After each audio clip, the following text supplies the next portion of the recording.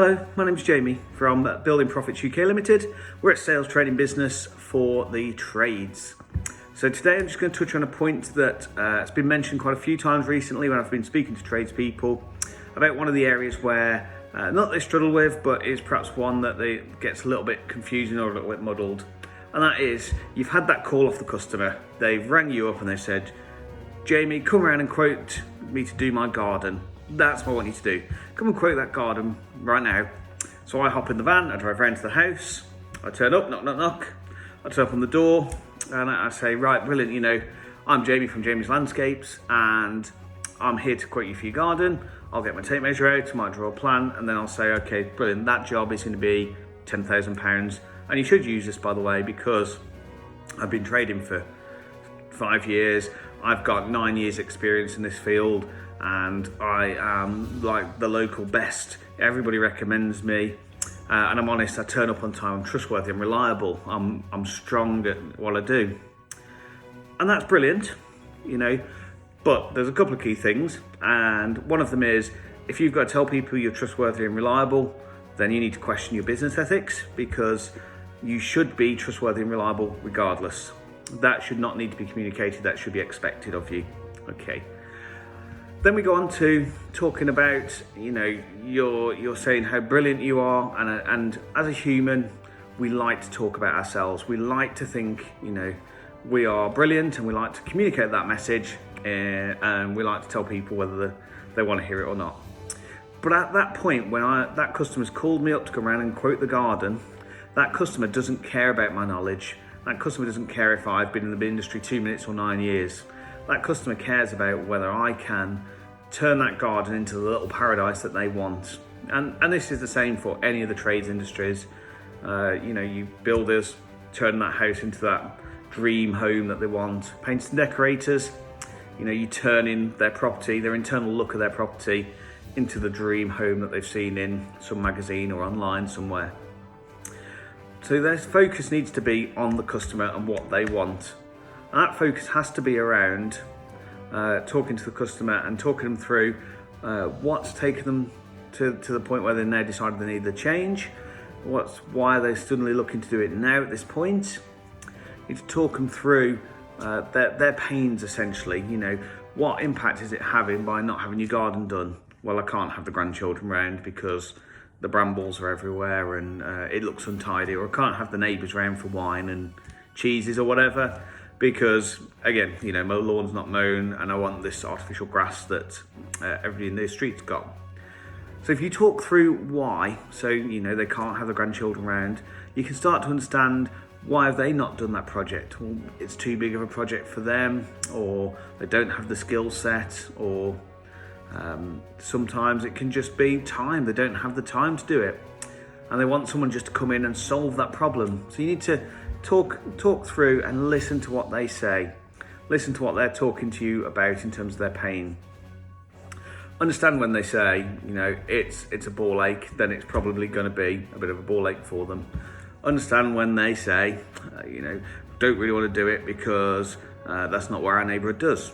Fine. You're at the end of the day, you're there to listen, but you're there to provide a service or a business which will pay you. So, take that if that's what they say. But it's important you understand exactly what they're saying to you when they're talking about pain points and, why they can't do something or why they haven't done something. And then you can talk about what the gain is. So, if the garden's done within a period of, say, 6 weeks, for example, that might be a bit of a push at the minute with materials, I know. But say the garden's done within 6 weeks, what is the gain? Well, the grandchildren come round, 19th of July, assuming Boris doesn't change it again, he's on the way round, friends can come in, we can entertain, our garden looks professional, it looks tidy, we'll love the way the finish would be.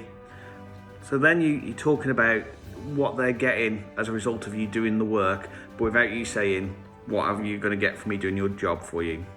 It's about understanding, the difference in life, because then you can sort of go on to the question that a lot of people forget to ask is, how long has this been going on for? And if they tell you it's been going on a couple of weeks, okay, that's quite a short period of time unless it's an emergency for them.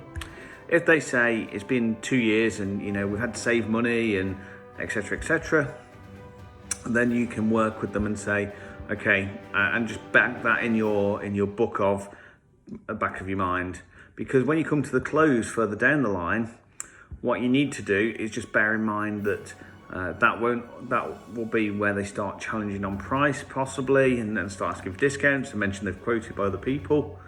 But I guarantee you'll probably be the only company, there's no probably about it, you will be the only trades company that's actually actively listened to what they want, and as a result given them what they want as a plan back. So if they've said, I want artificial grass because my dogs like to wee and poo on it and it's easy to clean up, then mention that in your close. That artificial grass is going to save you time because all you've got to do is pick the poo up and hose off the grass. End of.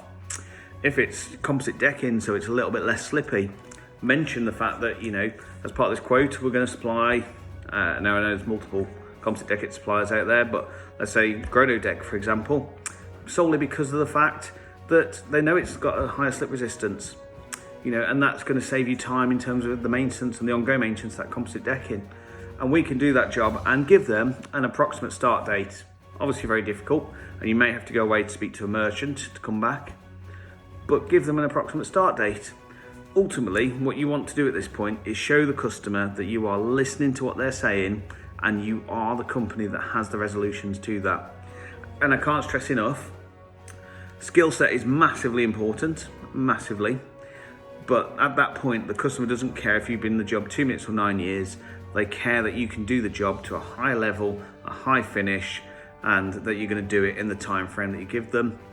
And if you charge a little bit more than everybody else, then you charge a little bit more than everybody else.